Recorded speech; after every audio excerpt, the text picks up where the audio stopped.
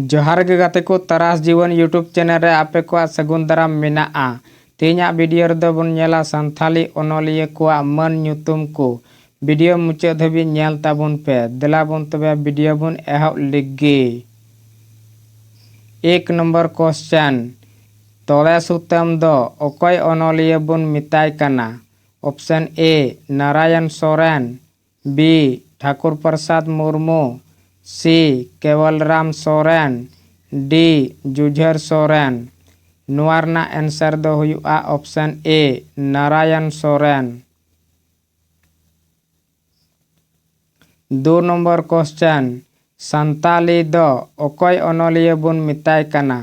Option A Thakur Prasad Murmu, B Babulal Murmu, C Aditya Mitra, D Hapanlal Tudu. नुआरना answer दो हुआ option C Aditya Mitra. 3 number question समीर दो ओकय ओनोलिया बन मिताय कना। ऑप्शन ए Chhotelal Soren, B Lakhan Murmu, C Har Prasad Murmu, D Doman Sahu. नुआरना आंसर दो हुआ option D Doman Sahu. 4 number question सिकरिया दो ओकय ओनोलिया बन मिताय कना। Option A Sikar Kisku, B Ritlal Soren, C Hapanlal Tudu, D Thakur Prasad Murmu. नुआरना आंसर दो हुआ option A Sikar Kisku. 5 number question अरमान दो ओकय ओनोलिया बन मिताय कना। Option A Jujhar Soren, B Balkishore Baski, C Har Prasad Murmu, D उकागी बांग। नुआरना आंसर दो हुआ option B Balkishore Baski. 6 number question धीरी हिसिर दो ओकय ओनोलिया बन मिताय कना। Option A Hapanlal Tudu, B Badka Murmu, C Kevalram Soren, D उकागी बांग। नुआरना आंसर दो हुआ option A Hapanlal Tudu. 7 number question पोरायनी दो ओकय ओनोलिया बन मिताय कना। Option A Badka Murmu, B Sadhuram Murmu, C Chhotelal Soren, D Prithvi Hansda. नुआरना answer दो हुआ option A Badka Murmu. 8 number question आदिवासी दो ओकय ओनोलिया बन मिताय कना।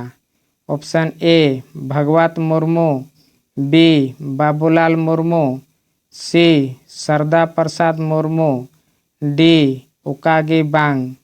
नुआरना आंसर दो हुआ option B Babulal Murmu. 9 number question रापाज दो ओकय ओनोलिया बन मिताय कना। Option A Ananda Kisku, B Rajendra Prasad Kisku, C Sarda Prasad Murmu, D उकागी बांग। नुआरना आंसर दो हुआ option A Ananda Kisku. 10 number question पनीर पियो दो ओकय ओनोलिया बन मिताय कना। Option A Lakshmi Narayan Murmu, B Kevalram Soren, C Ritlal Soren, D Sadhuram Chand Murmu. नुआरना आंसर दो हुआ option A Lakshmi Narayan Murmu. 11 number कुकली ठाम्पा ठाड़ांग दो ओकय ओनोलिया बन मिताय कना। Option A Nunulal Hembram, B Prithvi Hansda, C Chhotelal Soren, D उकागी बांग। नुआरना आंसर दो हुआ option A Nunulal Hembram. 12 number question दाग चेणे दो ओकय ओनोलिया बन मिताय कना।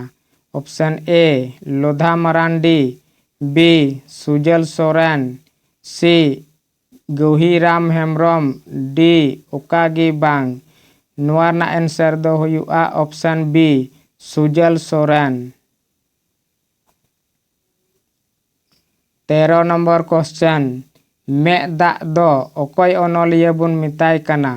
Option A Lakhan Murmu, B Gauhiram Hembram, C Chhotelal Soren, D Krishna Kumar Murmu. नोआ ना आंसर दो हुआ option D Krishna Kumar Murmu. 14 number question राजहंस द अकोय अनलिया कनाय। Option A Chaitanya Murmu, B Doman Chandra Hansda, C Rajendra Kisku, D ओकागी बांग। नोआ ना आंसर दो हुआ option A Chaitanya Murmu.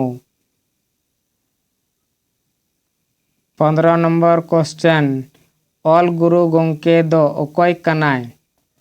Option A Pandit Raghunath Murmu, B Sadhuram Chand Murmu, C Kalyan Guru, D ओकागी बांग।